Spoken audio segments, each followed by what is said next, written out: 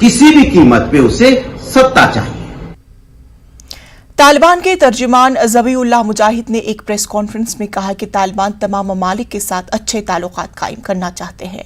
नई हुकूमत की खारजा पॉलिसी के बारे में बात करते हुए तर्जुमान ने कहा कि तालिबान तमाम ममालिक के साथ अच्छे ताल्लुकात कायम करना चाहते हैं और दोस्त ममालिक पर जोर दिया कि वो तालिबान से राबता में पहल करे।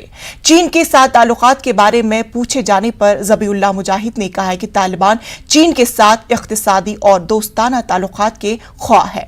अफगान तालिबान के तर्जुमान ने मजीद कहा है कि तालिबान अहलकार किसी गैर मुल्की सफारत खाने की इमारतों में दाखिल नहीं होने देंगे और सफारत खाने के इलाके के लिए सिक्योरिटी खदमात फराहम करेंगे। मुजाहिद ने जोर दिया है कि अल-कायदा समेत किसी भी दहशतगर्द तंजीम को पड़ोसी ममालिक के खिलाफ दहशतगर्दी की कार्रवाइयों करने के लिए अफगानिस्तान की सरजमीन इस्तेमाल करने की इजाजत नहीं दी जाएगी।